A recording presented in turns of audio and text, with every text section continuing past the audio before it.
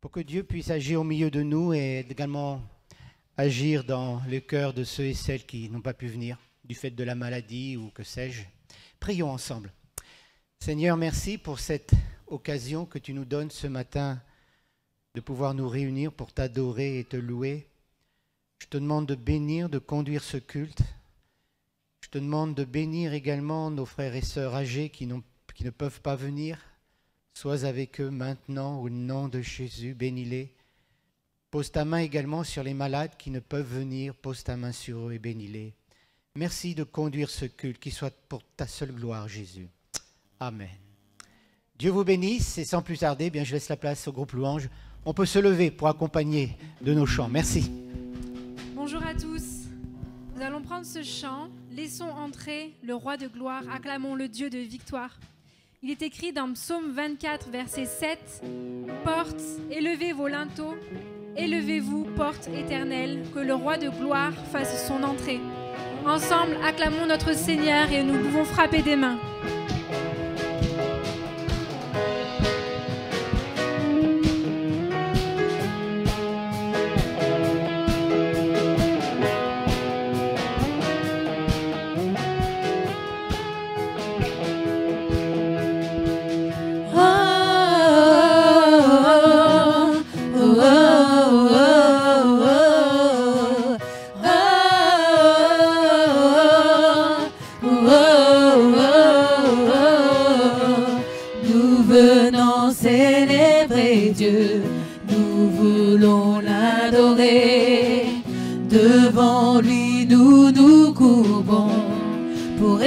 Son nom.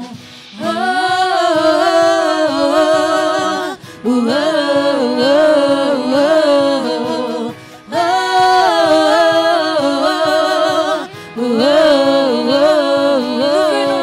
oh, nous venons célébrer Dieu, nous voulons l'adorer.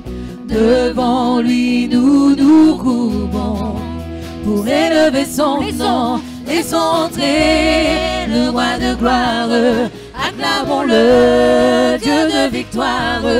Il est vainqueur, faisons-lui place. Il est roi et Seigneur. Oh, oh, oh, oh, oh, oh, oh,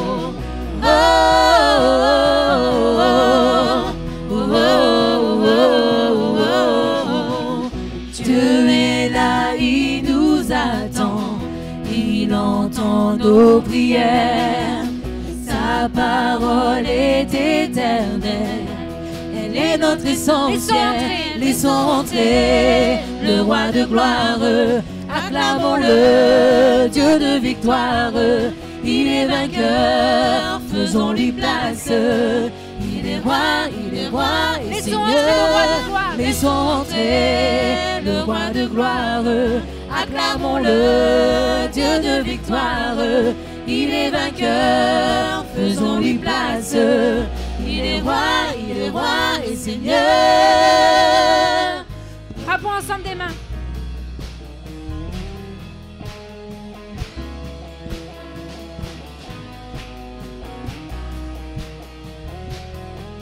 Accueillons notre Dieu. Accueillons notre Dieu, il est le merveilleux, glorieux, majestueux. Oui, accueillons notre Dieu. accueillons notre Dieu. Il est le merveilleux, glorieux, majestueux. Laissons entrer le roi de gloire. Acclamons le Dieu de victoire. Il est vainqueur, faisons-lui place. Il est roi et Seigneur. Laissons entrer le roi de gloire. Acclamons le Dieu de victoire. Il est vainqueur, faisons-lui place. Il est roi et Seigneur.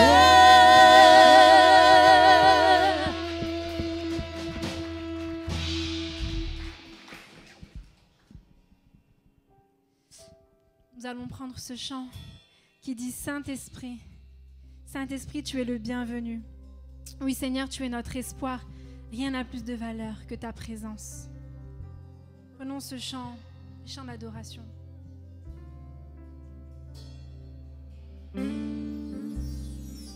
Tu es notre espoir.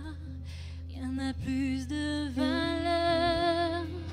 Rien n'est aussi grand et rien n'est plus beau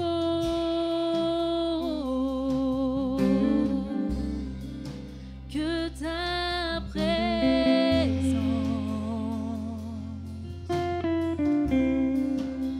J'ai vu, j'ai goûté, j'ai goûté l'amour le plus doux. Mon cœur est enfin libre et ma honte disparaît.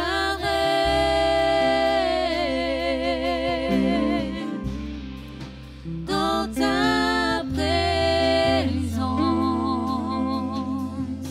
oui, Saint-Esprit, Saint-Esprit, tu es le bienvenu.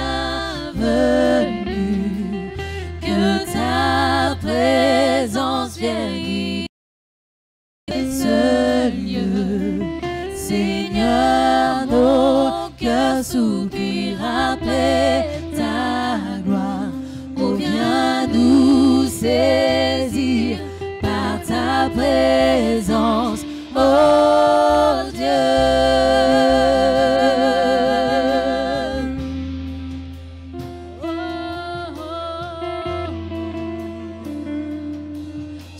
Notre espoir, Seigneur. Tu es notre espoir. Rien n'a plus de valeur. Rien n'est aussi grand et rien n'est plus beau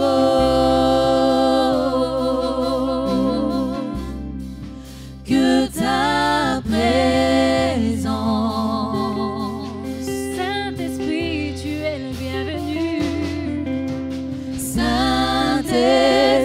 tu es le bienvenu. Que ta présence vienne inonder ce lieu. Seigneur, nos cœurs soupirent après ta gloire.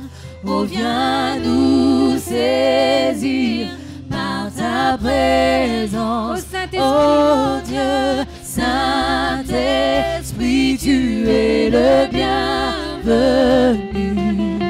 Que ta présence vienne inonder ce lieu. Seigneur, nos cœurs soupirent après ta gloire. Oh, viens nous saisir par ta présence, oh Dieu.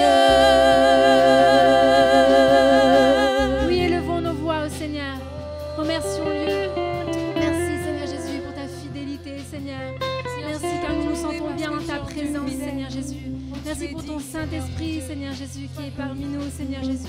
Tu es le roi des rois et nous voulons ce matin t'acclamer, Seigneur Jésus. Oui, Seigneur, merci. Que nous soyons plus sensibles. Que nous soyons plus sensibles à ta présence. Que nous vivions les merveilles soyons plus sensibles à ta présence, que nous vivions les merveilles de ta bonté, que nous soyons plus sensibles à ta présence, que nous vivions les merveilles de ta bonté, que nous soyons plus sensibles à ta présence, que nous vivions les merveilles de ta bonté. Saint-Esprit, tu es le bienvenu, que ta présence vienne inonder ce lieu. Seigneur, mon cœur soupire après ta gloire. Oh, viens nous saisir par ta présence, oh Dieu.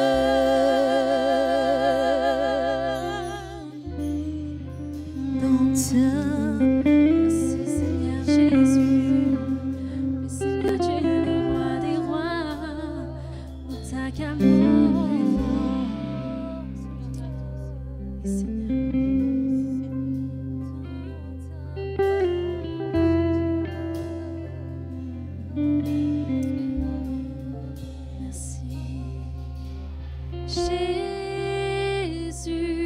Jésus, sois le centre,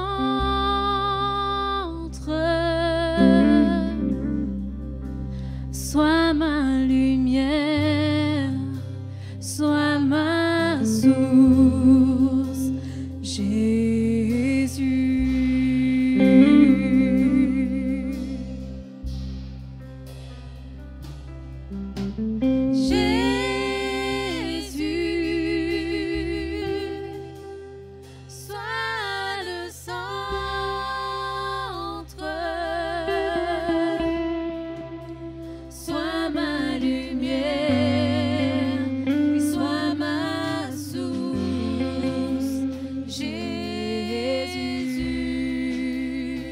Sois le feu dans mon cœur, Sois le feu dans mon cœur, sois le vent dans mes voiles, sois la raison de ma vie, Jésus, Jésus.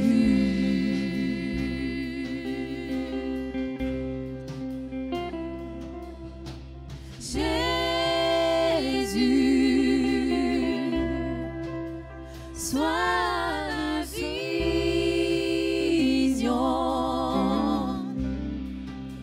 sois mon chemin, sois mon guide, Jésus. sois le feu dans mon cœur, Sois le feu dans mon cœur, sois le vent dans mes voiles, sois la raison, oui, de ma vie, Jésus, Jésus. reprenons le refrain. Oui, Jésus, sois le centre.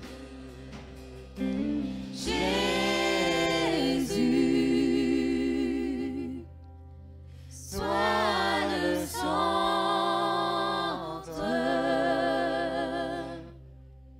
sois ma lumière, sois ma source, Jésus. Une dernière fois à cappella.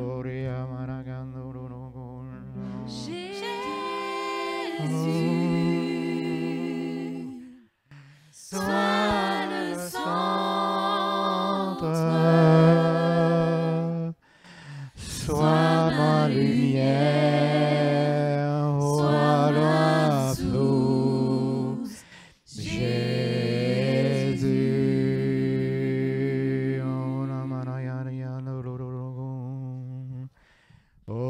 la baragando ro ro ro ro ro shiana maragando ro ro ro. Oria, louons Dieu en l'an, frères et sœurs. Alléluia. Oh la barayara maragando. Oria rabara sanna maraya loro ro yori ere marasando ro ro ro ro ro ro yora yamaraho. Oria ramara sara oria ramaraya ro ro ro ro ro yoshi aramarao. Oria ramara sanla yari arago. Oria rabara sara o la bara yari arara sari ararao. Yamaraya loro yana maraya lori araraso. Hallelujah lora marashiarao. Yarabara sarahoro yarabara yararao. Ori yarabara yarabara ondemere yararao. Hallelujah. Alléluia, oh merci Seigneur. Oh là là, rechantons ce chant, Jésus. Sois le centre, le refrain. Alléluia, oh la baragoro. Tu sois le centre.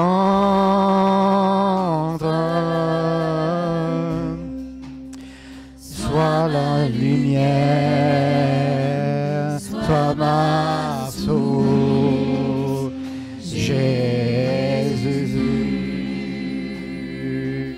Sois le feu, sois le feu dans mon cœur. Sois le vent dans mes voies. Sois la raison de ma vie, Jésus, Jésus. Sois le feu, alléluia. Sois le feu, amen, dans mon cœur. Sois le vent dans mes voies. Sois la maison, oh ma chose, Jésus, Jésus, alléluia. Pendant que la musique continue, élevons la voix, disons-lui notre adoration, disons-lui qu'il est le centre de nos vies. Oh, merci Seigneur pour ta présence parmi nous. Merci de bénir ton peuple ce matin, de renouveler celui qui est faible, de fortifier celui qui marche avec toi. Oh, peuple de Dieu, loue ton Dieu. Alléluia. Oh, alléluia. Louons-le à voix haute. Oh, ramarachere kendamarasora kavarasha. Oh, gloire à toi, Seigneur. Gloire à toi. Nous t'adorons. Nous t'adorons, oh Saint-Esprit, nous t'adorons. Alléluia. Alléluia. Oui, gloire en ton nom, Seigneur. Gloire à toi. Alléluia. Oh, rabarashara varakara varasara varagor. Oh, rabarashire kana maragara maragoro. Alléluia. Merci. Alléluia.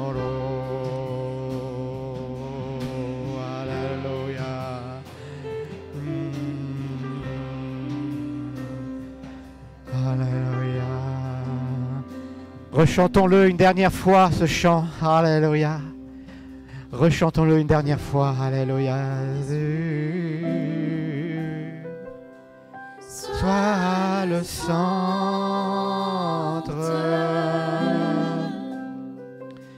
Sois ma lumière. Sois ma source, Jésus. Oh, merci Seigneur. Alléluia. Oh, gloire à toi. Gloire à toi.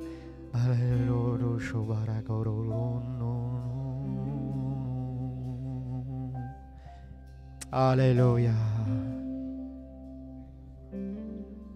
Oui, le Seigneur est notre centre. En lui, nous avons tout. Et cela a été possible parce qu'il est mort sur une croix et qu'il est ressuscité.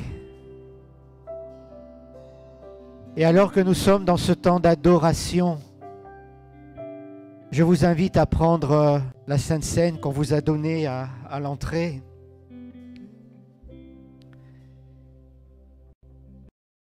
Et vous qui êtes sur Internet, eh bien, vous pouvez prendre la Sainte Seine chez vous. Bien sûr, ce pain et ce vin ne sont que des symboles. Mais quand nous allons prendre ce pain et ce vin, nous nous rappelons que le Christ, notre Seigneur, est mort sur la croix pour mon péché. Et que son sang m'a pardonné mes péchés. Et j'ai la vie éternelle. Alléluia. Merci. Oui, on continue la musique tout doucement pendant ce temps de Sainte Seine. Merci Seigneur d'être mort et ressuscité. Alors prenons frères et sœurs ce pain et ce vin ensemble dans la communion fraternelle. Alléluia.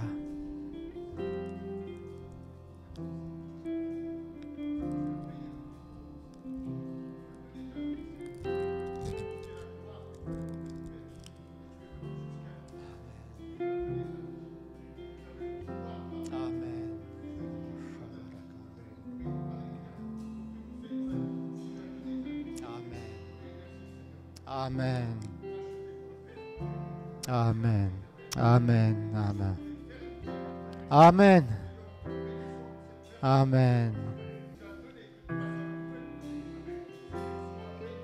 Amen.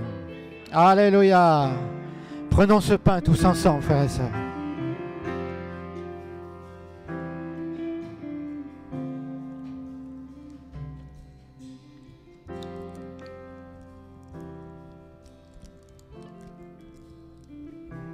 Et prenons maintenant ce vin qui nous rappelle que le sang de Jésus a coulé et a pardonné tous nos péchés. Amen.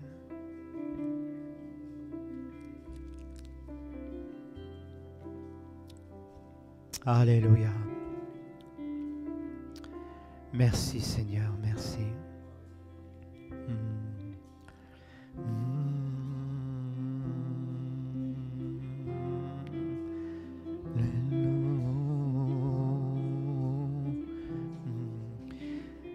S'il y en a qui veulent élever la voix également pour louer le Seigneur, eh bien faites-le maintenant. Très simplement, faites-le maintenant. Alléluia.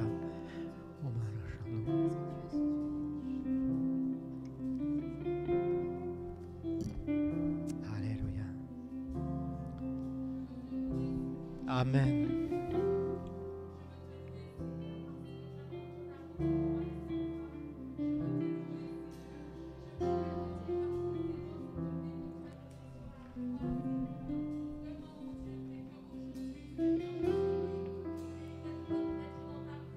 Amen.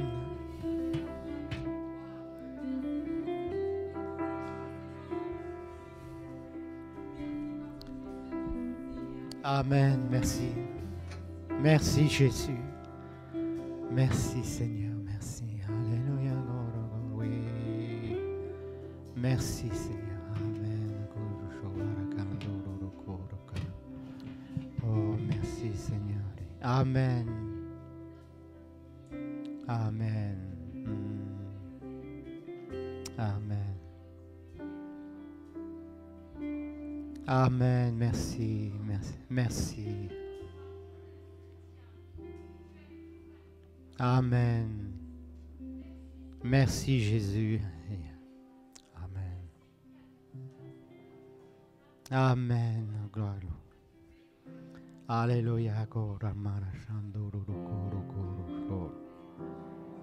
Amen.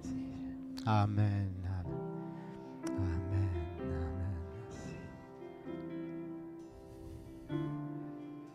Oui, merci.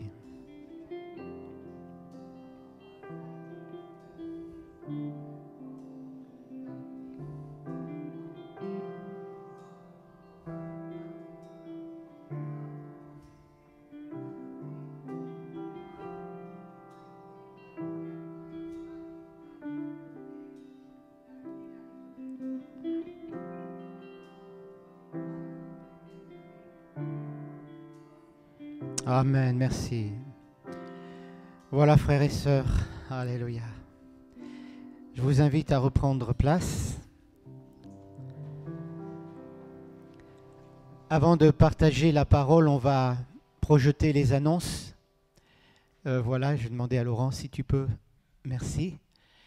Et ceux qui ont les dîmes et les offrandes, bien à la sortie de culte, vous avez des paniers, vous pourrez les mettre. Hein, voilà.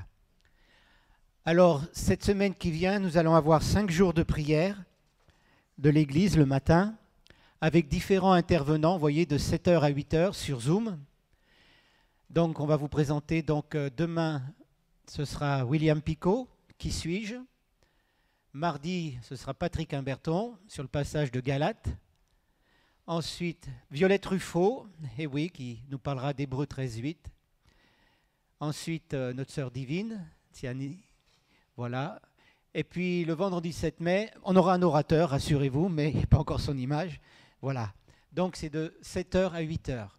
Également, cette semaine, c'est la semaine des groupes contacts. Donc vous savez qu'il y a plusieurs groupes contacts qui se réunissent dans la Courlie. Si vous voulez savoir où se trouve un groupe contact, à la sortie, vous avez à votre droite des petites cartes de visite où vous avez tous les groupes contacts. Vous pouvez en prendre un et téléphoner et vous joindre cette semaine. Voilà. Et c'est tout. Très bien. Une dernière chose, et puis nous allons aborder ensuite la parole. Est-ce qu'il y a des personnes ici pour une première fois? Je voudrais vous accueillir. Oui. Vous pouvez vous lever? Oui, levez-vous. Voilà. Vous appelez Jordan et vous venez de Villeurbanne. Bienvenue Jordan, on peut l'applaudir. Hein? Dieu te bénisse. Bonjour. Gédéon, oui. Eh bien, bienvenue Gédéon, que Dieu te bénisse. Voilà, merci. Asseyez-vous. Amen, voilà. Alors ce matin, le titre de ce passage, de ce message, est la 100e. Ah, qu'est-ce qu'il va parler? La 100e brebis. 2 passages que je vous invite à lire avec moi. Le premier passage dans l'évangile de Matthieu, au chapitre 28, verset 12. Jésus nous dit, « Si un homme a 100 brebis et que l'une d'elles s'égare, ne laisse-t-il pas les 99 autres sur les montagnes pour aller chercher celle qui s'est égarée? Et s'il parvient à la retrouver, en vérité, je vous le dis, il s'en réjouit plus que pour les 99 qui ne sont pas égarés. » Et puis un autre passage dans Luc chapitre 15, versets 3 à 7. Mais il leur dit cette parabole. Quel homme d'entre vous, s'il a 100 brebis et qu'il en perde une, ne laisse les 99 autres dans le désert pour aller après celle qui est perdue, jusqu'à ce qu'il la trouve? Lorsqu'il l'a trouvée, il la met avec joie sur ses épaules et, de retour à la maison, il appelle chez lui ses amis et ses voisins et leur dit « Réjouissez-vous avec moi, car j'ai trouvé ma brebis qui était perdue. » Et donc ce matin, je voudrais m'adresser à une personne, pas aux 99, mais à une personne. Peut-être cette personne est dans cette salle, peut-être cette personne est sur Internet. J'en profite pour saluer tous nos amis sur Internet. Bonjour. Oui, cette personne qui peut-être se sent abandonnée sur le chemin, en proie au doute et à de nombreuses questions. Et la situation de cette personne, ça me fait penser à cette image. Une personne prise dans des sables mouvants et qui voit la marée venir vers elle. Situation difficile, n'est-ce pas? Elle est dans les sables mouvants, disons peut-être près du Mont Saint-Michel. Elle est tombée dans les sables mouvants, elle n'arrive pas à se sortir. Et elle voit petit à petit la marée qui arrive et qui va la recouvrir. Peut-être est ta situation ce matin. Tu te sens vraiment perdu, ne sachant que faire, quoi faire. Eh bien, je veux un petit peu étoffer ce texte. Le premier point, bien que la brebis se soit détachée du troupeau, le berger s'inquiète de sa disparition. Une fois les 99 en sécurité, il prend son bâton et commence à rechercher sa brebis. Et quand vous lisez le texte, vous vous rendez compte que le berger a dû monter, descendre, passer par des vallées, des montagnes. en hélant sa brebis, en criant « Où es-tu? Où es-tu » Il a passé du temps. Comme on dirait, il a mouillé sa chemise. Parce qu'il s'inquiétait de cette brebis. La brebis, peut-être, n'en avait aucune notion. Bon, je suis parti. Mais le berger était tellement saisi de compassion qu'il a décidé d'aller chercher sa brebis.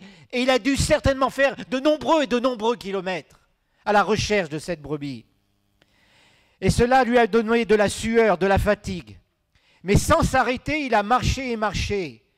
Et cela, chers amis, me fait penser à ce passage dans Ésaïe 49, verset 16, qui nous est dit « Une femme oublie-t-elle son nourrisson? N'a-t-elle pas compassion du fils de ses entrailles? Quand elle l'oublierait, moi je ne t'oublierai pas. Voici, je t'ai gravé sur mes mains, tes murs sont toujours devant mes yeux. » Amen. Le Seigneur est à ta recherche. Mais peut-être me diras-tu, « Oh, mais tu sais, Michel, j'ai été trop loin. J'ai commis des choses que c'est pas possible. J'ai tellement déçu de personnes, j'ai tellement déçu Dieu. J'ai tellement fait de choses. C'est trop tard, maintenant j'essaye de vivre, bon an, mal an, j'essaye de vivre ma vie. Mais maintenant c'est fini. Ça fait tellement longtemps, tellement de difficultés, tellement de problèmes. Dieu ne s'intéresse plus à moi. C'est pas possible. C'est un mensonge du diable.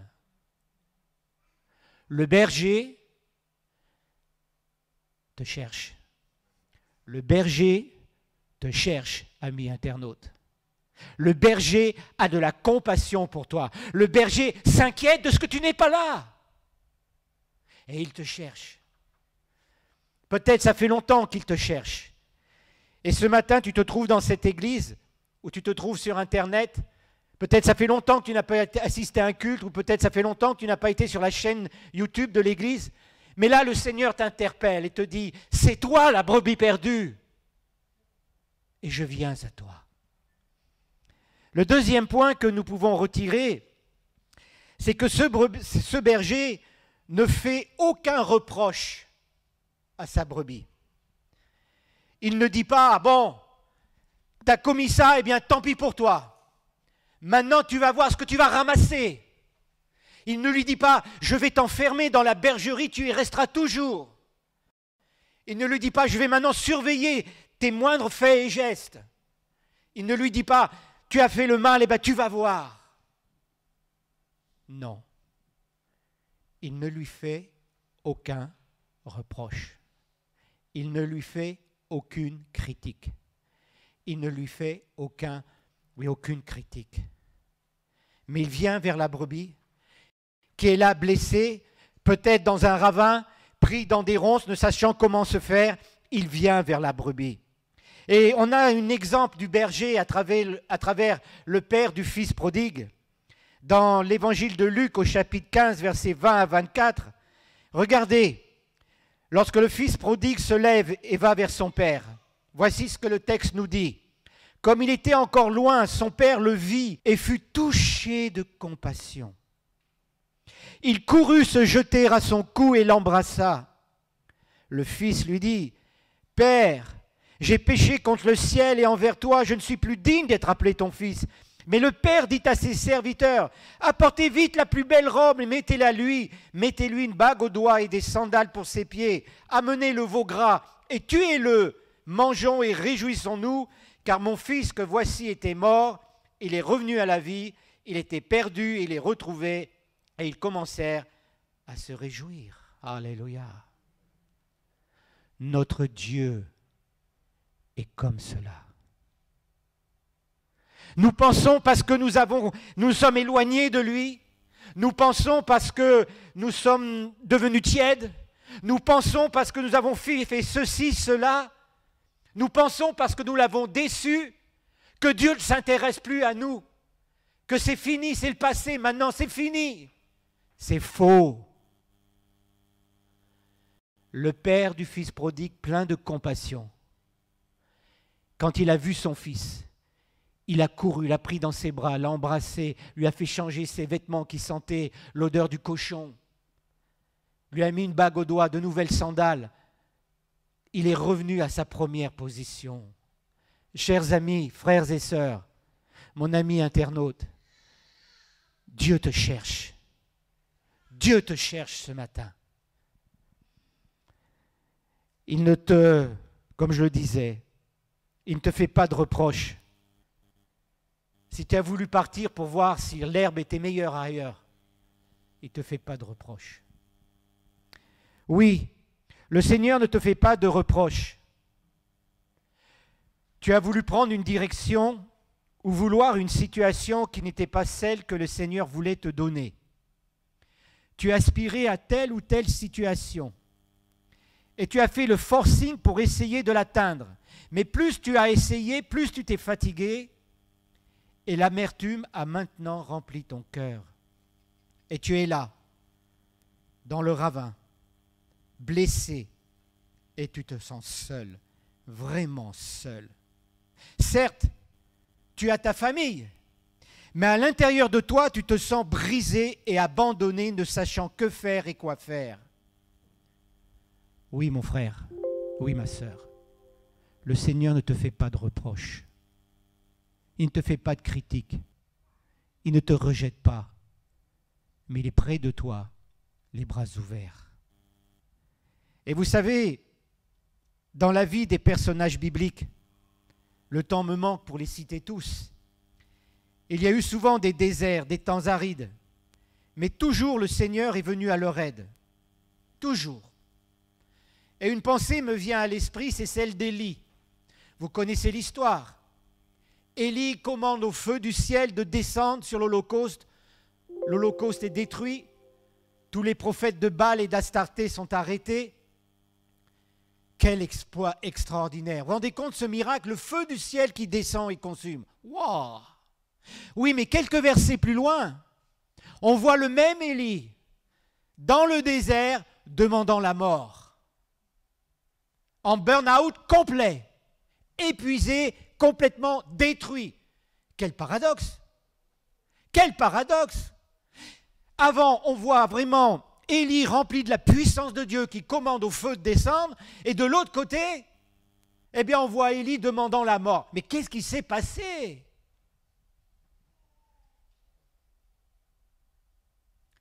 Il a eu peur. Il a eu peur. Puis il y avait également un épuisement physique. Parce que quand on remarque la distance qu'il y a entre là où il y a eu le feu descendu du ciel et là où Élie commence à courir devant Akab, vous connaissez l'histoire, il y a 29 kilomètres. Donc il venait de faire un semi-marathon, donc déjà il devait être assez épuisé. Et puis en plus, il y avait ces menaces de Jézabel. Et on retrouve Élie complètement par terre, brisé, demandant la mort. Burn-out total à 100%. Et qu'est-ce que fait Dieu? Est-ce que Dieu va vers Élie en disant « Eh bien, disons, tu me déçois sacrément » ? Non.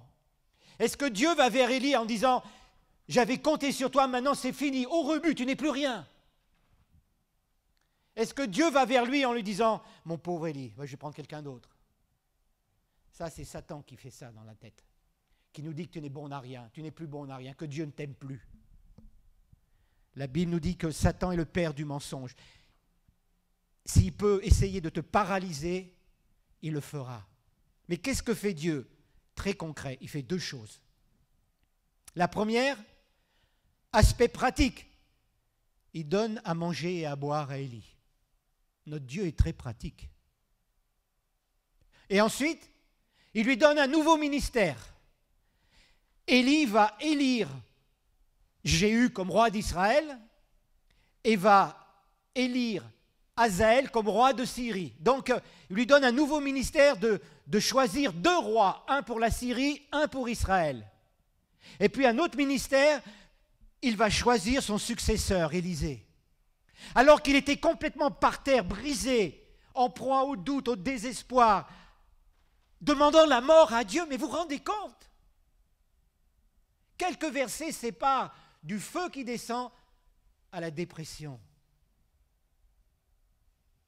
Dieu ne lui fait aucun reproche, mais le relève pratiquement et en lui donnant à manger et à boire, parce qu'il était épuisé physiquement, et lui redonne une autre mission. Voilà le Dieu que nous avons, alléluia. Voilà le Seigneur que nous avons. Voilà le Seigneur que tu as, que j'ai, que nous avons, frères et sœurs. Quel encouragement merveilleux. Oui, le Seigneur ne nous fait pas de reproches. Si tu as commis des actes qui t'ont éloigné de lui. Regardez l'histoire de David et de Bathsheba. Dieu a continué de bénir David. Et puis, le Seigneur ne fait pas de reproches. Si les épines de la vie ont étouffé le potentiel de service que Dieu a placé en toi. Je vous lis dans Matthieu au chapitre 13. Le semeur sortit pour semer. Comme il semait, quelques grains tombèrent. Alors j'ai souligné parmi les épines. Les épines montèrent et les étouffèrent.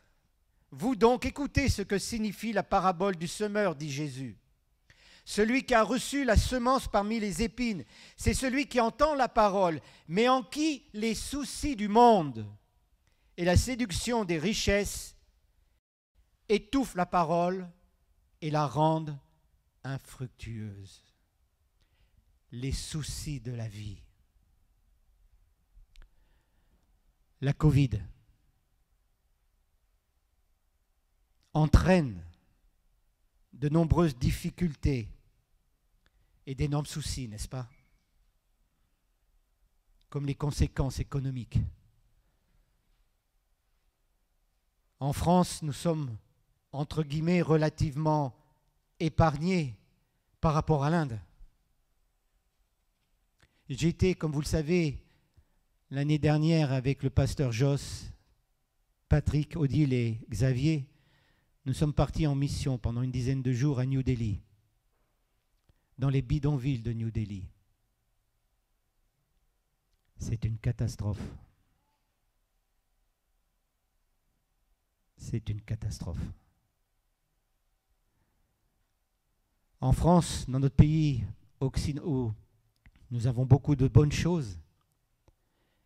Les effets de la Covid se font sentir. Beaucoup de personnes sont au chômage partiel. Beaucoup d'entrepreneurs, et peut-être quelques-uns parmi nous, vous qui nous écoutez sur Internet, vous avez le prêt garanti par l'État. Ça vous a permis de vous maintenir un peu la tête hors de l'eau. Mais il y a tous les soucis financiers, les soucis de distanciation, les soucis de confinement.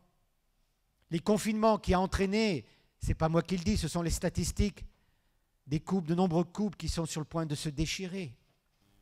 Les étudiants qui font les courses, qui font des queues interminables pour manger.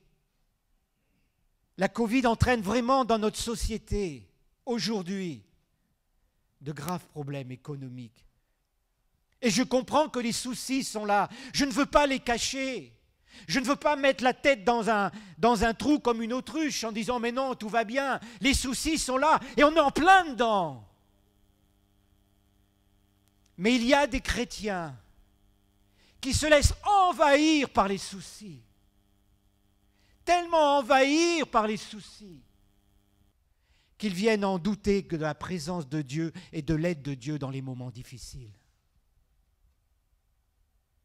Vous vous rappelez ces images de Fukushima, le tremblement de terre, le raz-de-marée il y a quelques années au Japon? On voit cette immense vague qui avance, qui emporte des maisons, qui emporte des bateaux, qui avance inexorablement, qui avance, qui engloutit tout. Catastrophe extraordinaire, incroyable. Les soucis font la même chose. Ils pénètrent dans nos pensées et ils prennent toute la place. Ils prennent toute la place. Ils remplissent notre vie de tout. Et nous arrivons à un moment où nous sommes tellement pleins que nous coulons. Alors que le Seigneur nous a fait cette promesse qu'il était avec nous tous les jours jusqu'à la fin du monde. Et que si nous nous déchargeons sur lui de tous nos soucis, il prendra soin de nous. Oui, les soucis de la vie que nous vivons peuvent nous faire couler et peuvent te faire couler, ou t'amener ce matin à te poser des questions, à te dire mais qu'est-ce que je fais, où est ma vie, mais j'ai envie de tout laisser tomber, j'en ai marre, j'en ai marre. Et tu es abandonné sur le chemin, blessé, brisé, les ronces t'ont lacéré le corps, et tu te dis mais c'est trop tard, c'est trop tard, c'est trop tard. Mais je te le dis encore au nom de Jésus, le bon berger est là et il s'inquiète de toi. Il voit ta situation, il sait où tu es maintenant. Ce dimanche 2 mai, il est midi moins le quart, il sait où tu es exactement maintenant. Tu es peut-être dans cette salle, tu es peut-être sur Internet, devant ton écran. Il sait exactement ce que tu vis au plus profond. Il voit ta situation et il te dit, je t'aime, je ne t'ai pas abandonné. Alors, ne reste pas dans ton enfermement, mais lève-toi et va vers ce berger. Mais, eh oui, il y a toujours un mais. Si tu reviens au Seigneur,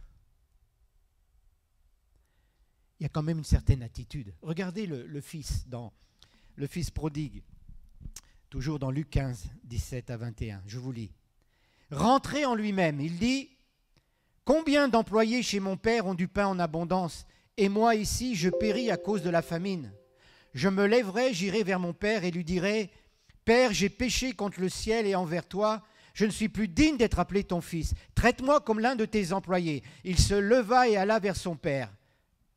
Comme il était encore loin, son père le vit et fut touché de compassion. Il courut se jeter à son cou et l'embrassa. Le fils lui dit, « Père, j'ai péché contre le ciel et envers toi, je ne suis plus digne d'être appelé ton fils. » Ouais. Il y a une sincère repentance de la part du fils. Le fils n'est pas allé comme ça, les mains dans les poches, en sifflotant. Il n'est pas allé vers Dieu, vers le Père, en disant, « Bon, écoute, papa, hein, excuse-moi, papa, hein, je t'ai piqué la moitié de ton argent, tu m'en veux pas. Hein, j'ai fait une faute, mais je sais que tu es bien, que tu me pardonnes. Hein, allez, c'est bon, on est de nouveaux copains. Super, papa, merci. » Il n'a pas fait ça. Vrai ou pas?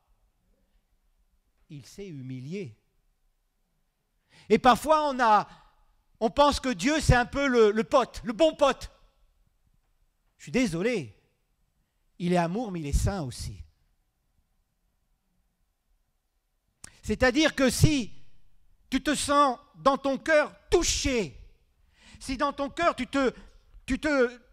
dis oui, c'est vrai, cette brebis, c'est moi. Et je veux revenir à lui, mais il faut que tu lui demandes pardon. Il faut que tu te repentes. Rentrant en toi-même, tu dis oui, pardonne-moi Seigneur, j'ai péché. Et le Seigneur t'accueillera. Là où il y a repentance, il y a pardon. Quand David a péché avec Bathsheba et avec Uri, il demande pardon, il s'humilie, Dieu le relève. Le pardon, la repentance, l'humiliation, c'est la clé qui nous permet vraiment de revenir à Dieu. Alors oui, mon ami, si ce matin tu te sens concerné par cette 100e brebis, je ne parle pas des 99 autres qui vont bien, mais je m'adresse, je vous l'ai dit, à une seule personne, qu'elle soit dans ce lieu, qu'elle soit sur Internet.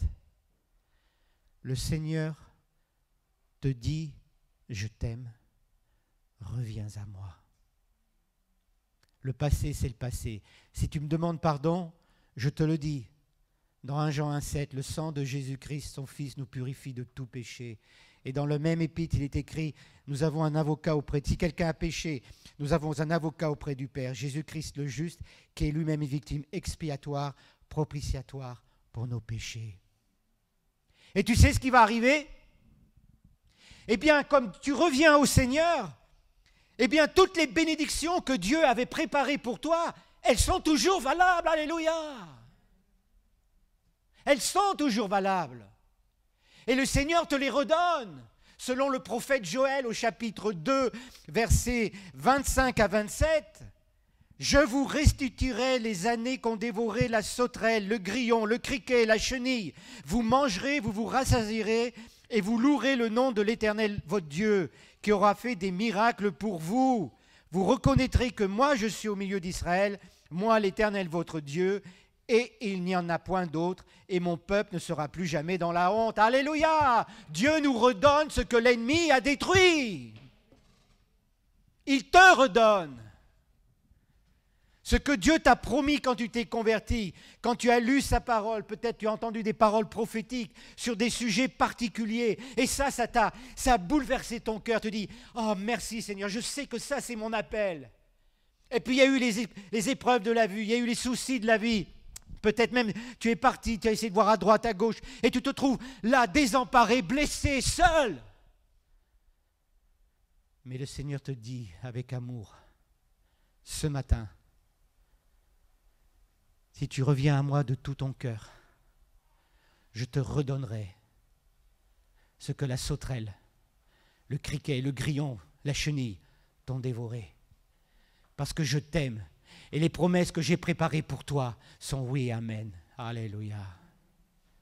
Reviens au Seigneur. Peut-être cette 100e brebis est là parmi nous. Ou elle est sur Internet. Reviens au Seigneur ce matin. Il veut te donner tout ce que tu as pu perdre. Il veut te le redonner. Parce que les promesses de Dieu sont oui et amen. Je ne sais pas si je l'ai dit une fois ou ici, je ne sais plus. Mais il n'y a pas tellement longtemps, je regardais dans un magazine sur les archéologues, les égyptologues. Vous savez, les Égyptiens se faisaient enterrer dans des momies, bien sûr, dans des sarcophages. Et puis, ils se faisaient enterrer avec des tas de vases qui étaient remplis de nourriture, d'animaux empaillés, etc. Et dans un de ces vases, ils ont trouvé du blé qu'ils ont planté. Et ça a donné du riz. Mais non, ça a donné du blé. Vous me direz, Michel, ce n'est pas un scoop ce que tu dis. Oui, d'accord. Mais ce blé avait été enfermé 3500 ans dans une jarre. Et 3500 ans dans une jarre n'avaient pas altéré le pouvoir de germination de ce blé. C'est la même chose pour ton service. Ça fait peut-être pas 3500 ans, non, rassure-toi. Mais ça fait peut-être quelques semaines, quelques mois, peut-être même quelques années.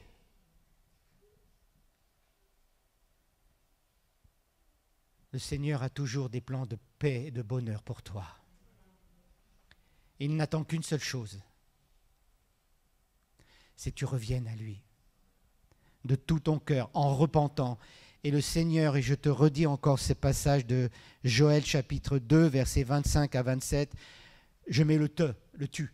Je te restituerai les années qu'ont dévoré la sauterelle, le grillon, le criquet, la chenille. Tu mangeras, tu seras rassasié, et tu loueras le nom de l'Éternel ton Dieu qui aura fait des miracles pour toi. Tu reconnaîtras que moi je suis au milieu de toi, moi l'Éternel ton Dieu, et il n'y en a point d'autre. Et ainsi tu ne seras plus jamais dans la honte. Amen et amen et amen. Reviens à lui. Peut-être es-tu comme cet œuf. Et cet œuf, du fait des problèmes, des soucis de la vie, des difficultés, cet œuf, il a été brisé en 1000 morceaux. Et tu es peut-être ce matin comme cet œuf, cassé en 1000 morceaux. Et tu te dis, mais j'ai été trop loin. Ma vie, c'est fini. J'ai trop honte. Mais si tu reviens au Seigneur ce matin, avec humilité, avec repentance, Le Seigneur va reprendre ces morceaux et va faire de ta vie qui était brisée un œuf encore plus merveilleux. Dieu veut te restaurer. Alors que faut-il faire? Ben, c'est tout simple. Revenir à lui de tout ton cœur. Seigneur, pardonne-moi. Et le Seigneur va te rafraîchir. Et tu commenceras une nouvelle vie. Alléluia. Et pour les 99 autres qui sont dans cette salle et que tout va bien, ben, le message n'était pas pour nous ce matin. D'une certaine façon, oui. Mais à plus forte raison, alors, restons attachés au Seigneur. Les 99, restons attachés à la bergerie. Restons attachés au Seigneur. Et attendons tranquillement les plans que Dieu nous a donnés se réaliser. Amen. Oui, pour les 99 autres. Merci Seigneur. Attendez-vous au plan que Dieu va utiliser. Parce que je le dis, je crois que le Seigneur compte, est en train de bâtir un peu partout, à travers toutes les églises, un peuple qui se lève et qui sera prêt à relever le défi après ce Covid-19. Parce que comme je vous l'ai dit, les gens sont tellement déçus, fatigués, brisés, soucis, etc., etc. Alors bien sûr, on entend parler, bientôt, les terrasses vont s'ouvrir, les restaurants vont s'ouvrir, on va pouvoir aller, on va pouvoir boire un coup, etc., etc. Mais les problèmes seront toujours là. Pardonnez-moi de dire ceci, tu peux boire une pinte de bière, 10, 15, 20 pintes de bière. Un, tu seras sous, puis deuxièmement, tes problèmes seront toujours là. Alors que la vraie solution, elle est en Jésus. Alléluia. Elle est en Jésus.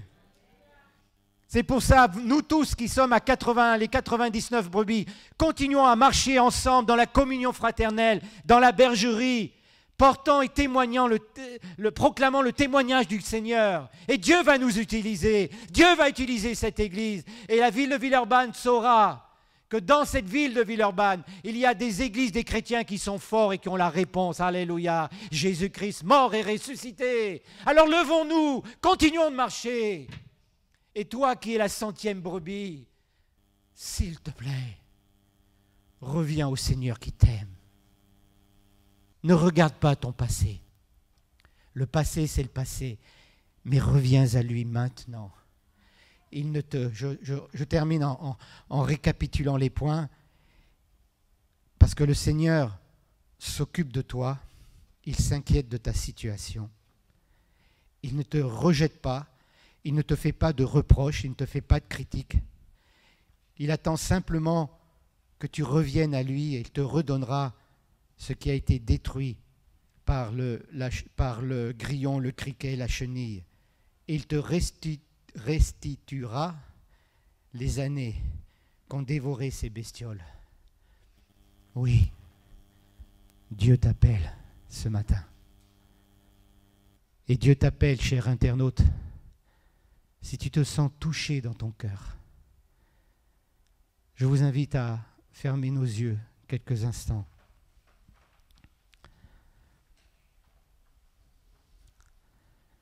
Je veux m'adresser donc à cette 100e brebis. Si quelqu'un se dit oui, ce message, Seigneur, c'est pour moi ce matin. Je reviens à toi. Pardonne-moi, je m'humilie, je me repens. Si dans ton cœur tu sens le Saint-Esprit qui touche ton cœur, qui te met un fardeau, tu dis, c'est maintenant le moment, je t'attends. Capitule devant le Seigneur Jésus, maintenant. Au nom de Jésus, capitule devant lui. Et reviens à lui. Et s'il y a une personne dans cette salle, simplement levez la main. Je ne vous demande pas de vous lever ou de venir devant. Vous levez votre main, personne ne vous voit, il n'y a que le Seigneur qui vous voit et moi-même, c'est tout. Et sur Internet, si quelqu'un est sur Internet et se sent touché, eh bien, tu peux te lever à ta place et te dire, oui Seigneur, me voici. Seigneur, je te prie pour tous ces bien-aimés qui ont répondu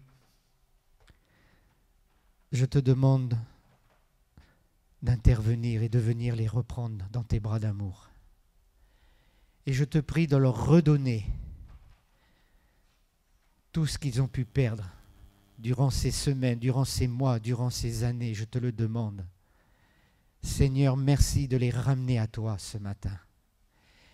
Et pour les 99 autres brebis, merci Seigneur de nous rappeler que tu es notre sauveur, notre rocher, notre roc. Nous pouvons nous appuyer sur toi, nous ne serons jamais déçus parce que tu es avec nous tous les jours jusqu'à la fin du monde. Et tu nous le dis, si Dieu est avec nous, qui sera contre nous? Personne. Merci de nous encourager ce matin dans cette marche, de nous fortifier dans notre vie de tous les jours, là où nous sommes, dans nos familles, dans notre travail. Merci d'être avec nous, Seigneur. Merci de fortifier ton peuple. Merci de nous utiliser dans cette ville de Villeurbanne. Au nom de Jésus. Amen, amen et amen. Amen. Voilà. Que le Seigneur vous bénisse. Donc, pour sortir, attendez que le service d'accueil vienne vous prendre. Restez à votre... J'invite le groupe Louange qui va nous chanter un dernier chant. Et donc, attendez le service d'accueil qui va venir vous faire. Et puis, la dernière recommandation, dans la cour de l'église, évitons les gros attroupements. Voilà. Il ne faut pas qu'on soit trop agglutinés dans la cour de l'église. Je vous souhaite un bon culte, que le Seigneur vous bénisse. Et donc, on peut se lever peut-être avec le groupe de louanges. Et attendez qu'on vienne vous chercher. Que Dieu vous bénisse. Bon dimanche. Au revoir.